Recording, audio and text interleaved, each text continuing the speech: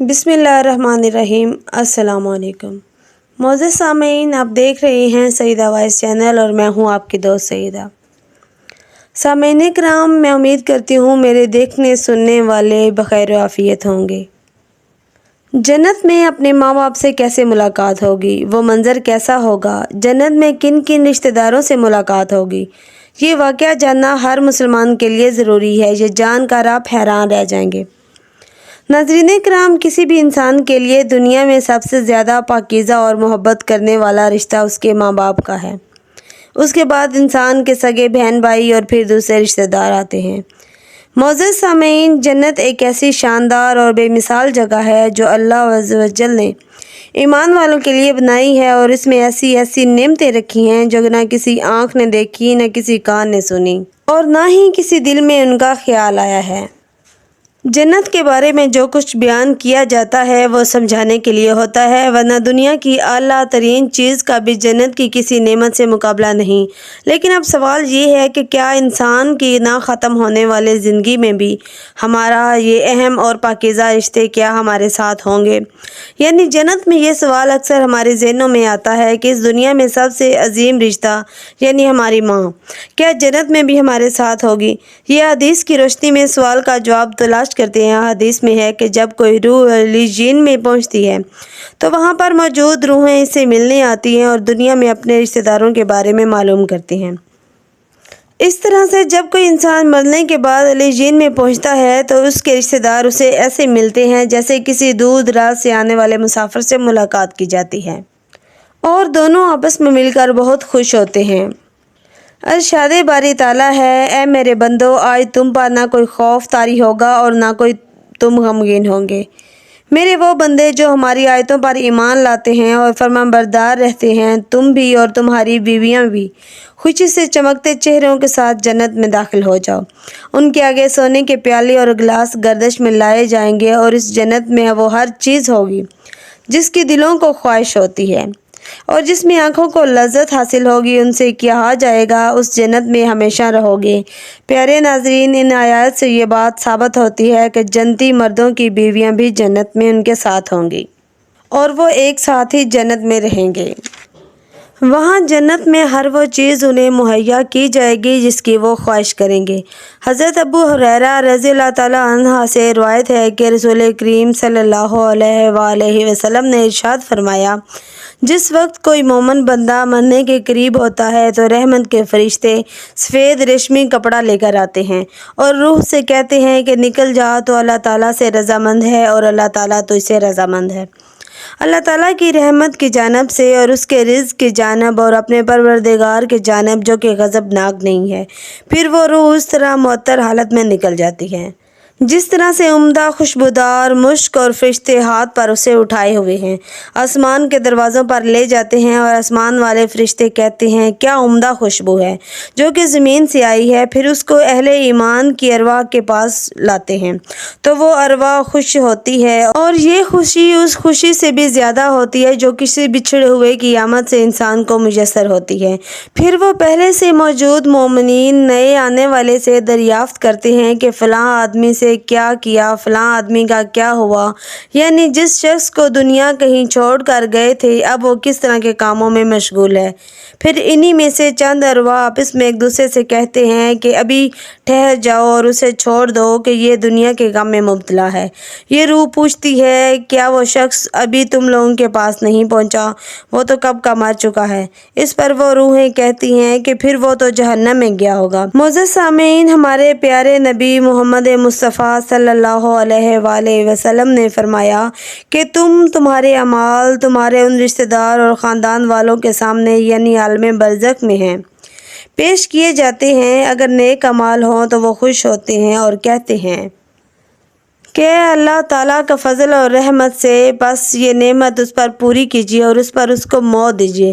اس طرح ان پہ گناہگار شخص کا یعنی عمل پیش ہوتا ہے تو کہتے ہیں کہ اے اللہ تعالیٰ اس کے دل میں نیکی ڈال دے جو تیری رضا اور تیری قرب کا سبب ہو جائے۔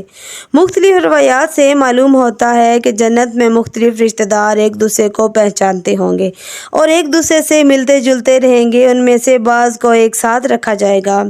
سورہ طور کی آیت نمبر نمبر 21 میں اللہ پاک ارشاد فرماتا ہے، اور جو لوگ ایمان لائے اور ان کی اولاد نے بھی ایمان میں ان کی پیروی کی تو ان کی اولاد کو بھی ہم انہی کے ساتھ شامل کر دیں گے اور ان کے عمل میں سے کسی چیز کی کمی نہیں کریں گے۔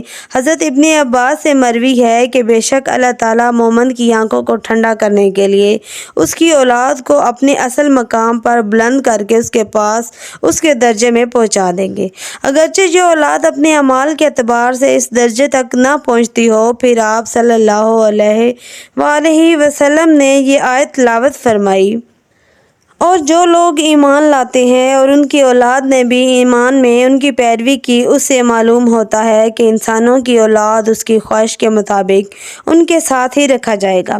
جو لوگ جنت میں جائیں گے تو یقیناً وہ لوگ ہوں گے جنہوں نے نیک اعمال کیے ہوں گے، جبکہ ایسے لوگ بھی ہوں گے جنہوں نے گناہ کیے ہوں گے لیکن اپنے گناہوں پر شرمندہ ہو کر اس دنیا میں ہی اللہ سے معافی مانگ لیں گے اور صدقے دل سے توبہ و استغفار کر لیا ہو تو اللہ تعالیٰ ان کو معاف فرما کر جنت میں داخل کر دے گا۔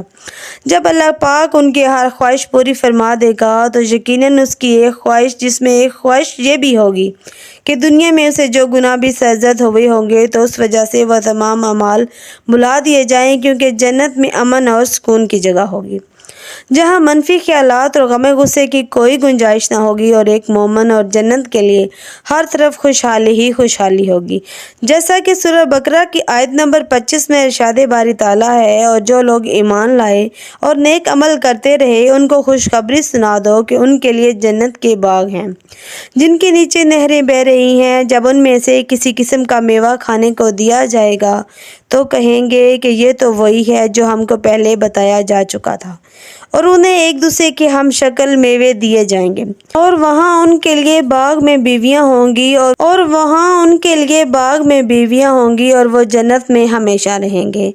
معزز ناظرین، ایک اور حدیث میں ہے کہ رسول اللہ صلی اللہ علیہ وآلہ وسلم نے فرمایا، جب اہل جنت جنت میں داخل ہوں گے اور ان میں سے کسی کو اپنے بھائیوں اور رشتہ داروں سے ملنے کی خواہش ہوگی تو اس کا بستر اسے اڑا کر ان کے بستروں کے برابر پہنچا دے گا، اور پھر دونوں تکیہ لگا کر دنیا میں گزرے ہوئے دنوں کے بارے میں باتیں کرنے لگیں گے۔ ان میں سے ایک اپنے ساتھی سے کہے گا کہ اے فلاں، تمہیں یاد ہے اللہ نے فلاں دن اور فلاں فلاں جگہ پر ہماری مغفرت فرمائی، اس طرح کہ ہم نے اللہ سے دعا کی تھی کہ اللہ نے ہمیں مغفرت کا پروانہ عطا فرما دیا۔ رسول اللہ صلی اللہ علیہ وآلہ وسلم نے ایک بار صحابہ کرام کو یہ آگاہ کیا کہ روز محشر جب کسی کو جہنم سے نکال کر جنت میں بھیجا جائے گا تو اس کی حالت کیا ہوگی۔ اس پر آپ صلی اللہ علیہ وسلم نے ہنس کر واقعے کا احوال بیان کیا۔ نبی پاک صلی اللہ علیہ وآلہ وسلم فرماتے ہیں کہ مجھے اچھی طرح معلوم ہے سب سے آخر میں جہنم سے کون نکالا جائے گا، کہ سب سے آخر میں جنت میں کون داخل ہوگا۔ یہ آدمی اپنے جسم کو گھسیٹتا ہوا جہنم سے باہر نکالے گا، چنانچہ اللہ تعالیٰ اسے فرمائے گا جا جنت میں داخل ہو جا۔ جب وہ جنت میں داخل ہوگا تو اسے گمان گزرے گا کہ شاید جنت تو بھری ہوئی ہے، چنانچہ وہ واپس لوٹ کر عرض کرے گا کہ اے رب العزت، وہ تو بھری ہوئی ہے۔ بس اللہ تعالیٰ اسے فرمائے گا جا جنت میں چلا جا، لہٰذا وہ جنت میں داخل ہوگا۔ جنت میں جا کر اسے یہ گمان گزرے گا کہ شاید یہ بھری ہوئی ہے، وہ پھر واپس لوٹ کر عرض کرے گا کہ اے رب العزت، میں نے تو وہ بھری ہوئی پائی ہے۔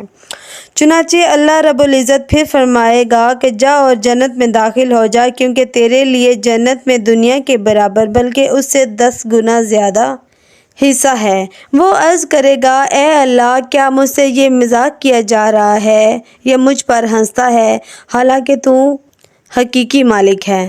حضرت عبداللہ بن مسعود بیان کرتے ہیں کہ میں نے کیا دیکھا کہ رسول کریم صلی اللہ علیہ وآلہ وسلم ایک بار ہنس پڑے، یہاں تک کہ آپ صلی اللہ علیہ وآلہ وسلم کے دندان مبارک نظر آنے لگے۔